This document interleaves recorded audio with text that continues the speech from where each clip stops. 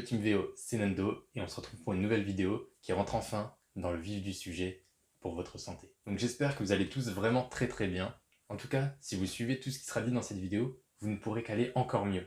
Donc pour commencer, je sais que c'est un sujet qui a été pas mal à la mode ces derniers temps. Mais le problème c'est que souvent ça a été très mal tourné. Axé exclusivement sur une perte de poids. Or non, je suis désolé, ce n'est pas que ça. Et en plus, très souvent, très peu expliqué dans le principe physiologique. Donc voilà, ce qu'il faut comprendre, c'est que le jeûne intermittent, ce n'est pas un régime, c'est un mode de vie, et ça change tout. Car on a vu dans notre précédente vidéo qu'on surutilise notre corps. Et bien voilà un début pour le régénérer. Je dirais même pour le laisser se régénérer. Mais alors, en quoi consiste le jeûne intermittent?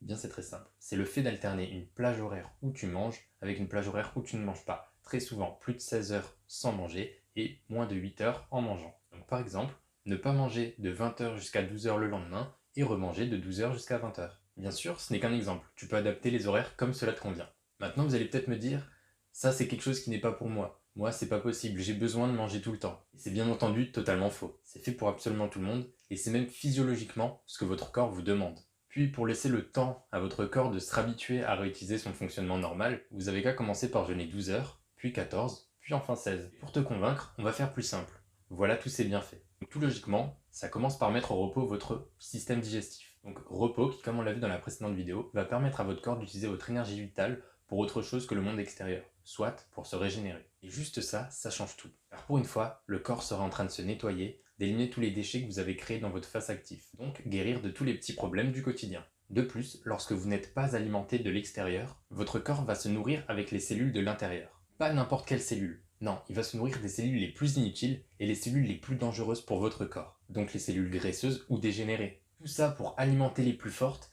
et les faire se multiplier. C'est là le principe qu'on appelle l'autophagie. Donc imaginez-vous bien, lorsque vous êtes en train de jeûner, vous êtes en train d'enlever le mauvais en vous pour accroître le bon. Si tu penses que ça c'est pas suffisant, sache que le fait de prolonger le jeûne joue aussi sur les hormones. L'insuline est l'hormone de stockage des graisses sécrétées lorsque tu manges.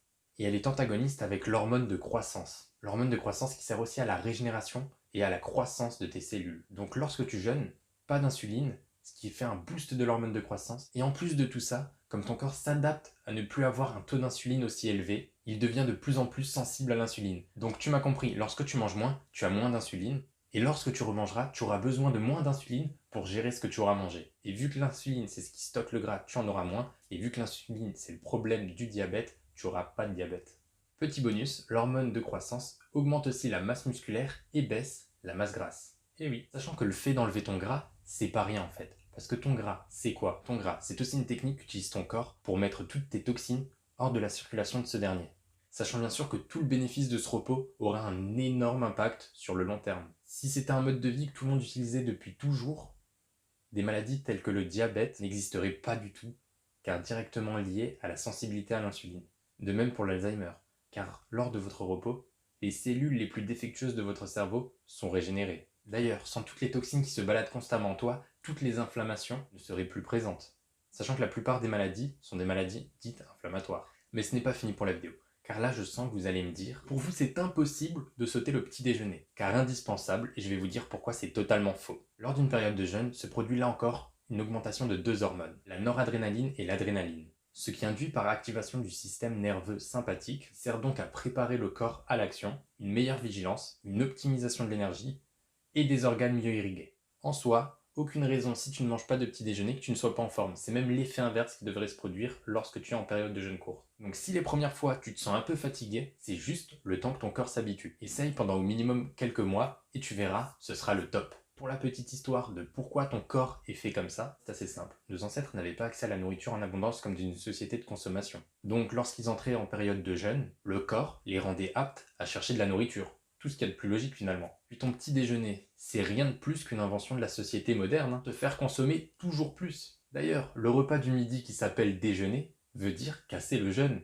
Donc aucune excuse. Et maintenant, je sens que tu vas quand même essayer d'en chercher une. Tu vas me dire, oui mais si je suis déjà mince, qu'est-ce que je fais? Eh bien je vais t'expliquer pourquoi là aussi, c'est fait pour toi. Le fait d'être en jeûne et de reposer tes organes digestifs les rend plus performants. Donc, une fois que tu remangeras, tu assimileras mieux tous les nutriments que tu manges. Ce qui fait que tu n'auras aucune perte de masse maigre. Donc si toutefois tu es skinny fat, n'aie pas peur de perdre du poids, car le poids que tu perdras sera du gras. Donc tu te débarrasseras de nombreux déchets comme on l'a vu avant. Et si tu es dans ce cas-là, ne t'inquiète pas, On reparlera du cas du skinny fat sur la chaîne. Maintenant que sur le fond, t'es calé, tu peux pas faire mieux que ça.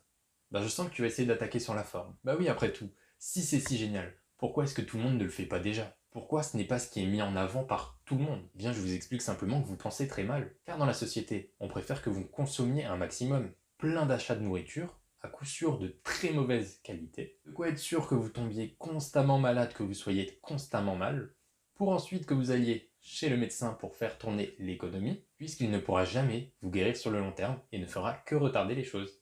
Et comme vous vous sentez toujours mal, on vous dira de manger plus pour vous sentir mieux. Du coup, toi tu fais tourner l'économie avec ton argent et surtout ta santé.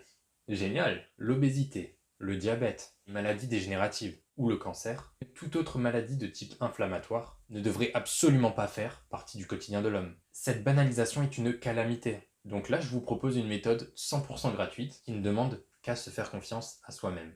Faire confiance à son corps, qui est une incroyable machine. Sachant que bien sûr, tout ce qui a été dit dans cette vidéo a été prouvé scientifiquement. Après, il faut savoir que comme je l'ai déjà dit, les études scientifiques, il faut faire très attention, parce que vous en trouverez des pour et des contre. Et cela dans tous les domaines, tout simplement parce qu'il y a des industries d'un côté, des industries de l'autre.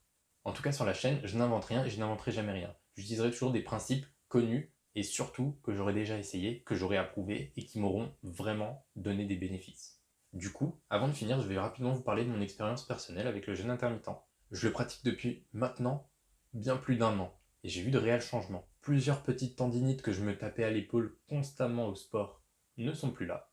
Des progrès au niveau de mon rapport muscle-gras. D'ailleurs, pour optimiser ça, on peut s'entraîner à jeun le matin, essayer de taper un maximum dans les graisses, puisque l'entraînement est une phase catabolique donc qui détruit, et manger juste après l'entraînement pour optimiser sa phase d'anabolisme, et donc de création de muscles. Et honnêtement, je n'ai jamais eu aucun effet négatif avec le jeûne intermittent. Mais assez parlé, maintenant je vous laisse essayer. Et nous donc on se retrouve dès la semaine prochaine avec toujours du jeûne, mais encore plus poussé. Et ensuite, on finira avec une 3e vidéo dans 2 semaines pour finaliser sur le jeûne et le mode de vie ultime. Donc pour toujours avancer vers un état de santé meilleur, je t'invite à t'abonner à la chaîne et à suivre la playlist santé. Pour m'encourager, tu peux laisser un petit like, et puis échangeons en commentaire, ça m'intéresse d'avoir ton avis. Ah, et j'oubliais, ne garde pas tout ça pour toi, partage un maximum pour aider un maximum de monde. Allez, à très vite!